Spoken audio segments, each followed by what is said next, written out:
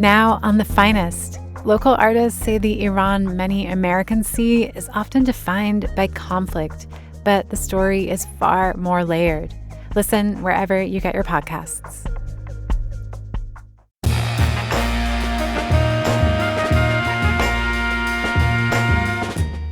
Welcome in San Diego, it's Jade Hindman.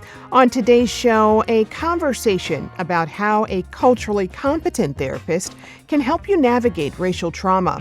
This is KPBS Midday Edition, connecting our communities through conversation.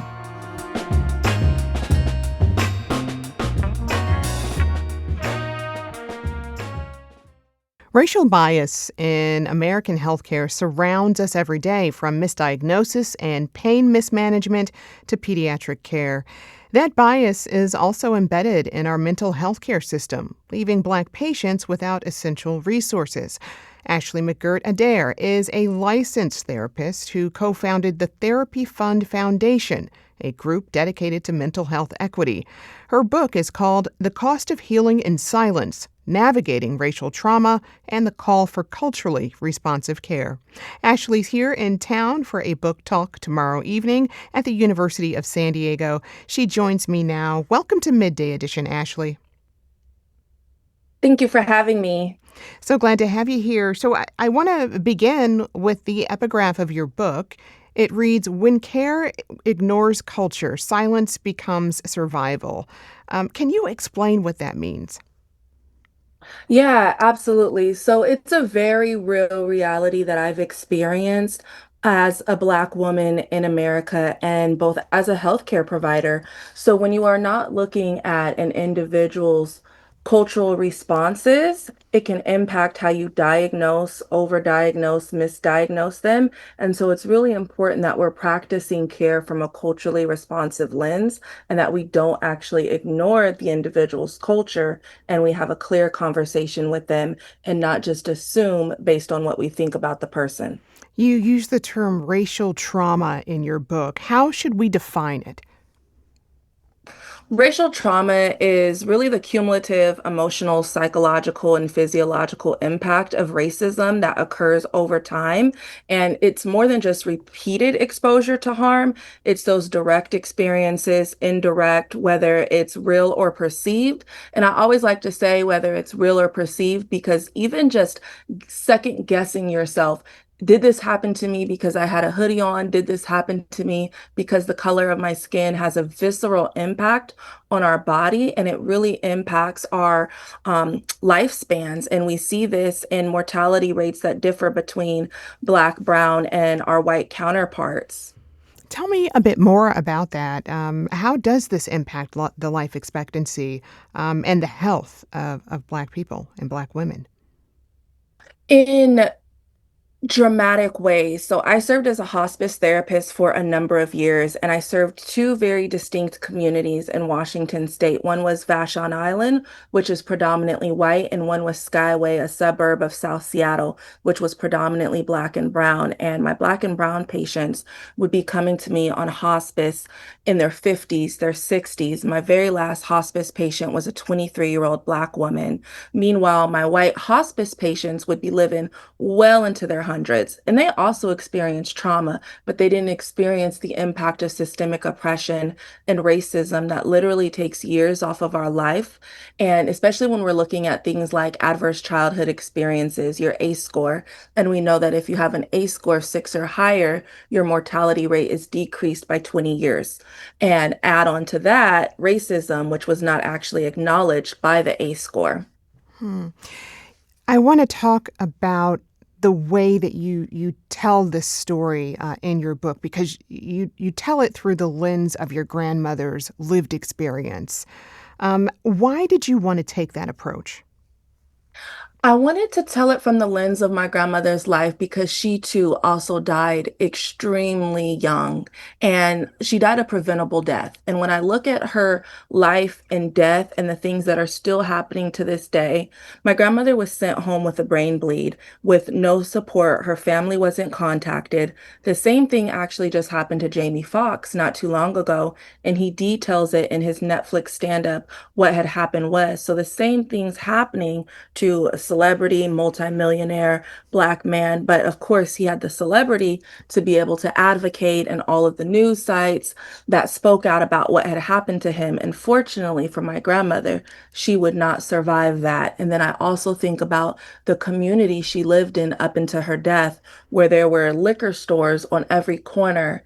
And I often wonder how the trajectory of her life would have changed if there were community centers, sound, culturally responsive clinicians available to her, as opposed to liquor stores on every corner and a public health crisis being the crack epidemic that was not recognized as such. And if we put in the same amount of resources that we do today with the opioid and fentanyl crisis, as opposed to the criminalization that occurred with the crack epidemic, how differently would her life and others impacted by that have turned out? So that's why it was really important for me to tell the story through the lens of her life. You know, when I hear you talking about resources, one thing that I cannot ignore is the fact that we just had a conversation about the Supreme Court's recent decision, which impacts the Voting Rights Act. For many of your patients, do you see this moment being something that causes trauma? Absolutely. And so many of my sessions when that decision came out were filled with just immense stress, hypervigilance that was impacted from the clients that I was seeing who were exposed to that. And even myself, because I remember, my grandmother speaking to me about the importance of voting and how some of these things that were meant to improve life for the well-being of communities of color are being taken away, and how that disenfranchises individuals, and they're no longer being seen or heard in just visceral ways that impact them. Hmm.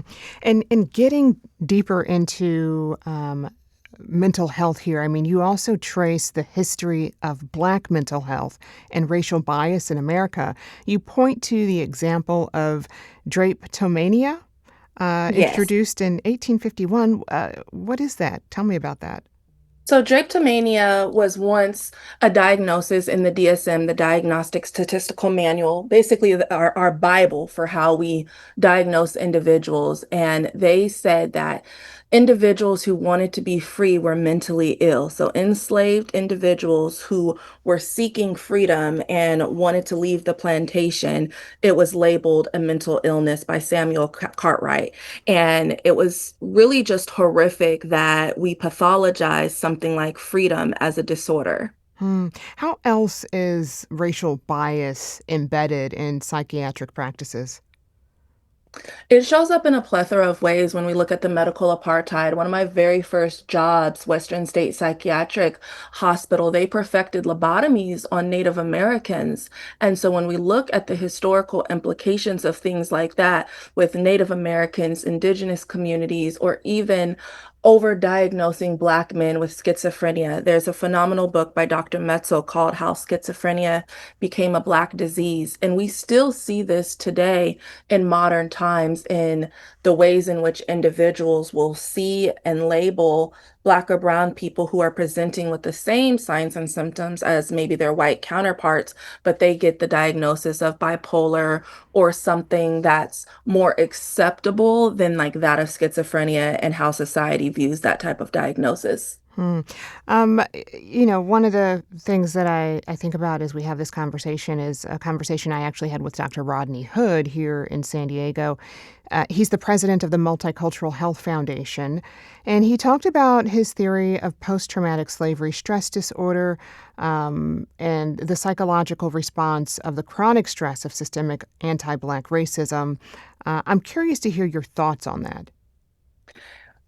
It's actually the premise of my work, and Dr. Joy DeGruy, she coined the term post-traumatic slave syndrome, which I actually detail in my book as well, and really looking at the intergenerational impacts of trauma that's been passed down within Black communities, and overall, and how it impacts our family systems, our cultural conditioning, and our exposure to chronic stress and inequities. I want to talk about this group that you founded? Because it could be a solution here. And you founded the group Therapy Fund Foundation, which is all about removing financial, cultural, and systemic barriers to mental health access. What are some of those barriers, and how does your group remove those? Yeah. So our mission is literally to eliminate any and every barrier when it comes to accessing wellness. And one of the biggest barriers is being able to access clinicians of color. There's only 4% Black therapists throughout the entire United States, also cost. So we eliminate that barrier by providing free therapy and also paying our therapists a market level rate who are doing that work. We also have tuition assistance to increase the number of clinicians of color in the field because, as I shared, that number is extremely low. In addition to therapy access, we also invest in community based healing, things like peer support services, education, culturally grounded wellness practices, and we host the only BIPOC led behavioral health conference on the entire West Coast every July during BIPOC Mental Health Awareness Month. What role do wellness and hope play in reclaiming our health? It plays a huge role, and while I'm a big proponent of hope, I'm big on moving from hope to commitment. When we look at hope, oftentimes we're hoping someone else will come in and do the thing that needs to be done. And so we remove ourselves from that. And so I like to say that we should all be committed to improving our mental health. And when we heal ourselves, we heal a generation.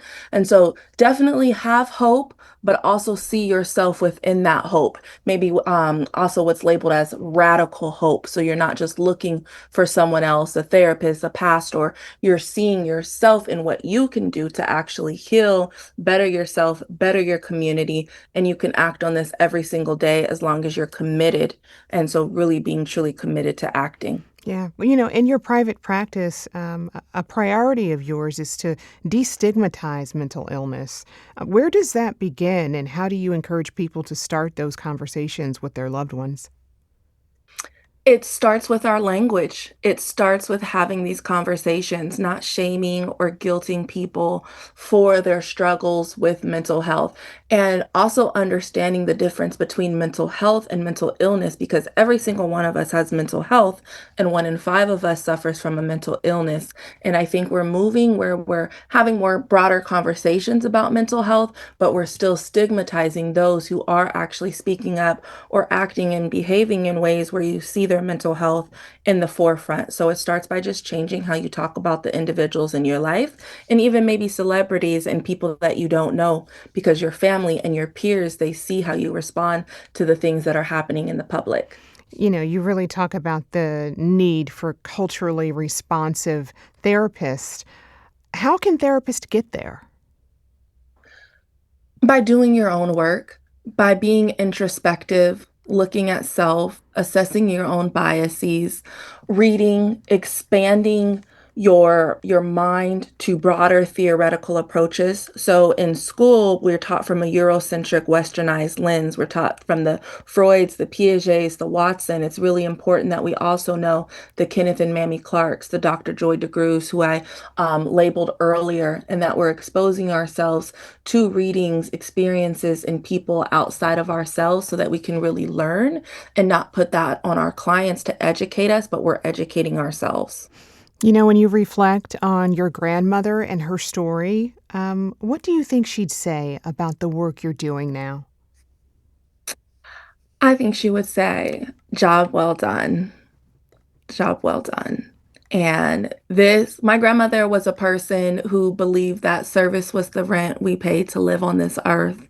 And the way in which I give back and all of the things that I do literally center around her life and death and the things that she taught, being a product of the civil rights movement, and really stressing that you be a voice for the voiceless. If you can open a door, you open a door for others. If you are an able-bodied person, you do something to help improve the disabled community, ensuring there's ramps, ensuring there's access, even if it doesn't impact you directly.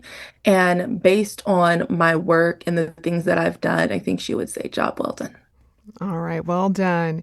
I've been speaking with licensed therapist and author Ashley McGirt-Adair. Her book is called The Cost of Healing in Silence, Navigating Racial Trauma and the Call for Culturally Responsive Care. Earlier, we said that the talk will be at the University of San Diego. The event will actually be taking place at the San Diego Central Library in downtown tomorrow evening. And of course, she'll be in conversation with local author Joy Jackson. More details will be on our website at kpbs.org/midday. Ashley, thank you so much, and thanks for your insight. Thank you.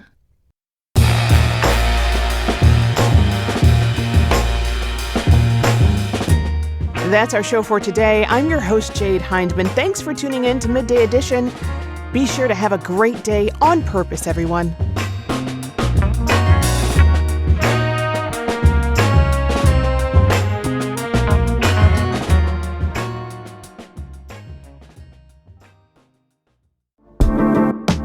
I'm Lawrence K. Jackson, host and producer of the San Diego News Now podcast. It's a daily podcast airing every morning. We cover news pertaining to all 18 cities in the county, weekend events, and even some casual conversations. You can listen to the San Diego News Now podcast wherever you get your podcasts.